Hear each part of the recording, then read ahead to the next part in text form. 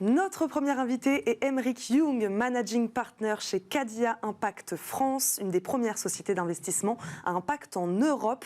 Bonjour. Bonjour. Bienvenue sur le plateau Smart Impact. Vous portez la voix aujourd'hui d'une économie plus verte, plus durable, même régénératrice. Expliquez-nous ce concept d'économie régénératrice, Aymeric Young.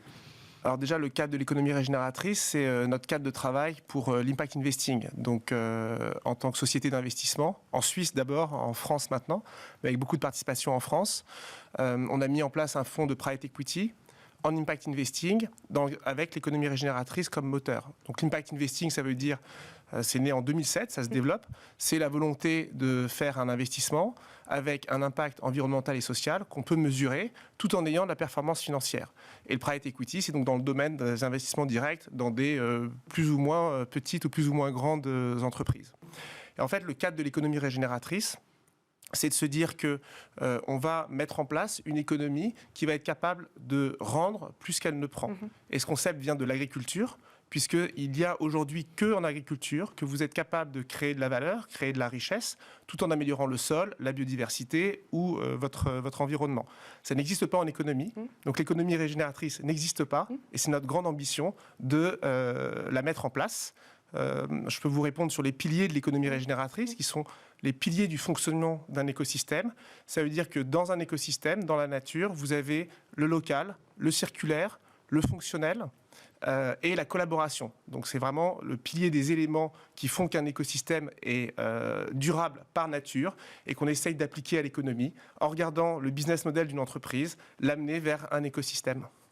Aujourd'hui, Aymeric Young, vous portez bien la voix, c'est ce que je disais en préambule de cette émission, de cette économie plus verte, plus durable, même régénératrice.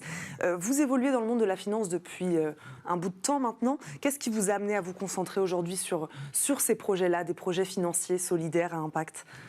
Alors, dans la finance, oui, depuis plus de 20 ans, et en banque très classique, salle de marché, banque en Angleterre, Lehman Brothers en 2008.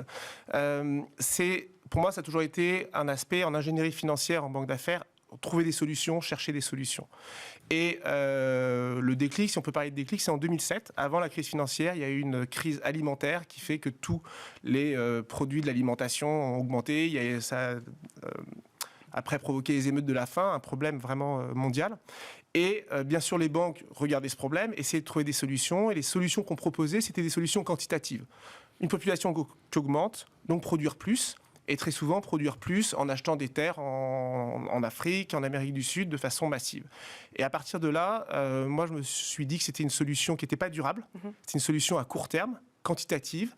Et j'ai rencontré plein d'acteurs. C'est un peu un chemin personnel pour voir que les solutions venaient de la qualité, de la nutrition, une nourriture de qualité qui nous nourrit correctement, et surtout la logistique. Donc totalement changer le système alimentaire mondial, et pour avoir une solution donc durable et pas à court terme quantitative. De quelle manière ces projets, je crois aussi que ça vous tient à cœur de faire de la pédagogie là-dessus, sont-ils plus résilients, ces projets financiers plus solidaires, sont-ils plus résilients et même fortement créateurs de valeur ? Alors, dès que vous apportez vous pensez écosystème, vous pensez global, vous apportez de l'autonomie, de la résilience en étant plus local, plus collaboratif, vous résistez au choc. C'est aussi la base de l'agriculture. Si dans la ferme, sur votre écosystème, vous avez tous les éléments sous la main et vous ne dépendez pas d'input externe, vous êtes plus résilient. Et ensuite, appliqué à l'économie aujourd'hui, nous, on recherche des entreprises qui sont transformatrices, innovantes, qui vont transformer leur chaîne de valeur. Je peux vous donner des exemples si ça vous intéresse. C'est là où on va se concentrer. Des entreprises qui sont par nature, on dit par nature, par design, à impact positif. Et puis, on va continuer à les améliorer sur tous les piliers de l'économie régénératrice. Aymeric Young, parlez-nous de ce nouveau fonds dont vous venez de clôturer la levée. Alimentation, énergie, dites-nous dans quel secteur il va investir. Dans 3 secteurs, l'efficience énergétique, l'alimentation durable et l'économie circulaire, parce que l'économie circulaire est une partie de l'économie régénératrice comme l'économie collaborative. Une précision, c'est que on pense qu'on investit dans des entreprises qui sont amenées à croître parce qu'elles ont un impact positif, qui seront leaders dans leur secteur. Donc, on ne fait pas de sacrifice entre performance et impact. On est sur la juste rémunération du risque. Quand vous êtes en private equity dans les petites entreprises, c'est des performances qu'on attend autour de 10% en général. Et peut-être quelques exemples. Dans l'économie circulaire, une société française, SOS Accessoires, qui est totalement nouveau, qui existe depuis longtemps, mais qui amène la convergence entre aujourd'hui le désir du consommateur de ne pas spécialement voir recycler un produit ou changer un produit, mais SOS Accessoires vous permet d'acheter une pièce détachée, un tuto en ligne pour réparer vous-même le produit. Donc en économie de matière, c'est considérable, puisqu'on sait qu'aujourd'hui, l'économie circulaire ne représente que 10% de l'économie mondiale. On est dans une entreprise qui transforme la façon de consommer son électroménager et donc de le réparer. Plus ils vont grandir, plus ils auront un impact positif et de plus en plus de bénéficiaires. Pareil, un métier nouveau, une société française dans laquelle nous sommes investis, Sophie Group, qui vient reconditionner les téléphones portables. C'était un métier qui n'existait pas, donc elles sont en train de changer leur secteur. Et un autre investissement, toujours dans le même domaine, Fairphone, qui là, lui, essaye de développer le téléphone éthique. Pour quelles raisons visez-vous surtout les PME ?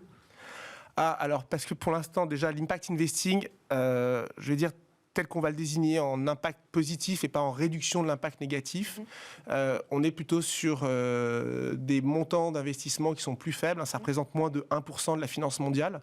Notre fonds fait 53 millions. On a investi un peu plus de 200 millions en ces 10 dernières années. Donc on reste dans des montants assez faibles par rapport à la finance mondiale, mais qui sont amenés justement à augmenter, puisque beaucoup de personnes comprennent que c'est l'économie de demain et cette nouvelle économie qu'il faut créer. Quelque chose de très intéressant aussi, Aymeric Young, vous avez développé votre propre méthodologie, non pas de mesure, mais de gestion de l'impact des entreprises dans lesquelles vous investissez. Pourquoi gestion et pas mesure ? Alors c'est la grande différence, on faisait de la mesure au départ, mais en fait... On mesure l'impact des entreprises. On mesure l'impact, on va expliquer quelle est l'empreinte carbone ils réduisent leur empreinte carbone, le gaspillage qu'ils vont éviter. Encore un exemple, les épiceries Nous Anti-Gaspi qui sont créées en France pour récupérer une marchandise qui était jetée auparavant. Mais lorsque vous faites ça en tant qu'investisseur, finalement, vous vous attribuez l'impact de l'entreprise.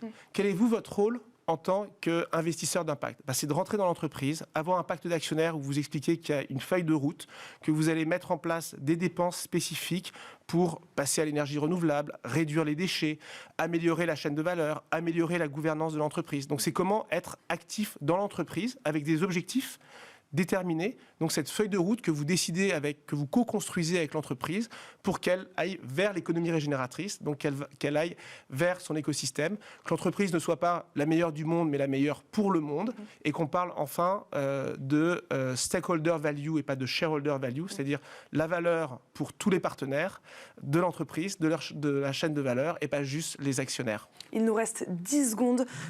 Entreprises, investisseurs donc, semblent de plus en plus convaincus par la nécessité d'une économie plus solidaire, plus durable. Les institutions financières aussi favorisent de plus en plus ces pratiques.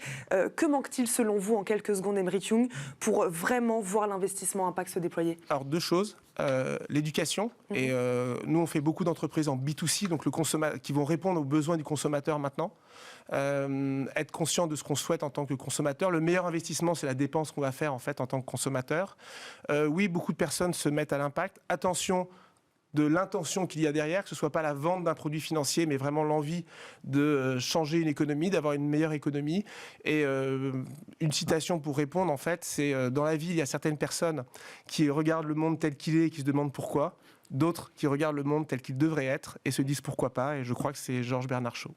Merci beaucoup, on va terminer sur ces mots. Merci Aymeric Young d'avoir été avec nous. Je le rappelle, vous êtes managing partner chez Cadia Impact France. Merci beaucoup. C'est l'heure de notre débat RSE. On revient sur la semaine du do it yourself.